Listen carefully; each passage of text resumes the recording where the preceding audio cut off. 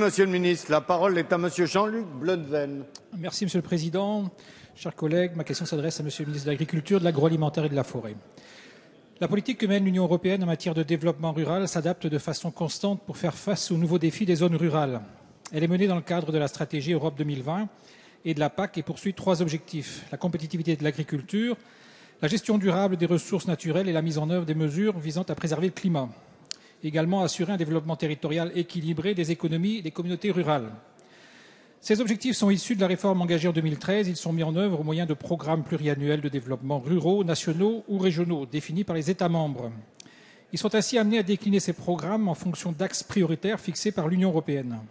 Leur financement provient du Fonds européen agricole pour le développement rural. Et parmi ces axes figure celui de la compétitivité de l'agriculture. Le gouvernement s'est saisi de cette politique pour dégager en partenariat avec les régions une enveloppe de 200 millions d'euros. Ce plan de modernisation et de compétitivité des exploitations est destiné à des travaux d'investissement pour la mise aux normes et la modernisation des exploitations. Il a été élargi aux viandes blanches, ce qui, dans certaines régions comme la mienne, la Bretagne, représente un enjeu évidemment très important. Par ailleurs, conscient de la crise d'adaptation que rencontrent les secteurs agroalimentaires et de ses impacts sur l'emploi dans nos territoires ruraux, le gouvernement a permis aux entreprises agricoles et agroalimentaires d'obtenir 1,8 milliard d'euros d'allègement de charges sociales et fiscales supplémentaires en 2015 par rapport à 2012. Il est important de le rappeler. La politique européenne conjuguée aux engagements du gouvernement permettent donc à nos territoires ruraux de bénéficier de dispositifs pertinents pour faire face à leurs difficultés. Ces difficultés sont réelles. C'est dans cet esprit que s'est tenu la semaine dernière à Laon un comité interministériel sur la ruralité, preuve de votre mobilisation sur ce sujet. Monsieur le ministre, les plans de développement ruraux adoptés en juillet dernier entrent dans ce cadre général. Aujourd'hui, nous avons du retard dans la validation de ces plans et ce retard pourrait s'avérer préjudiciable en termes de financement des actions déjà engagées. Donc pouvez-vous nous indiquer, Monsieur le ministre, dans quelle mesure le gouvernement entend répondre à ces inquiétudes?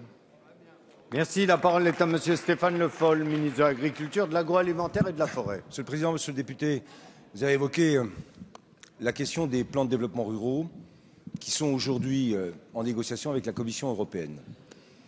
On a souhaité, dans le cadre de la nouvelle PAC et des choix que nous avons mis en œuvre, faire en sorte que les régions assument la partie de ce qu'on appelle le deuxième pilier de la politique agricole commune, c'est-à-dire le développement rural.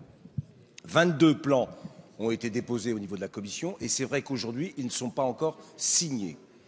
L'enjeu, c'est de faire en sorte que les objectifs du deuxième pilier de la politique agricole commune portés par les régions se mettent en œuvre. Je rappelle que dans ces objectifs, il y a en particulier 200 millions d'euros, vous les avez évoqués, sur la rénovation des bâtiments, la modernisation des bâtiments. On a aussi mis en œuvre, au travers de France Agrimer, 120 millions en termes de prêts pour agir, là encore, sur les abattoirs. 20 millions sont déjà débloqués et 14 millions pour les serres, en jeu, en particulier en Bretagne, sur la production légumière. Tout ça doit concourir à faire en sorte d'aider les exploitations et de favoriser le développement et assurer à partir de là une meilleure productivité, compétitivité globale de notre agriculture. Je vais dire clairement aujourd'hui que si les plans de développement ruraux ne sont pas signés là, et c'est le cas, par la Commission européenne, l'État se substituera pour le versement des aides qui ont été prévues par ces plans, le temps que les plans soient reconnus et signés par la Commission européenne. Donc rien ne doit limiter la mise en œuvre de tous ces investissements, l'action qui est engagée en particulier dans l'installation pour les jeunes agriculteurs. L'État, je l'ai dit, et ça a été adopté au niveau du gouvernement, se substituera et sera remboursé ensuite lorsque les plans de développement ruraux seront mis en œuvre par la Commission européenne. Merci, Monsieur le ministre. La séance des questions au gouvernement est terminée. La séance est suspendue pour quelques minutes.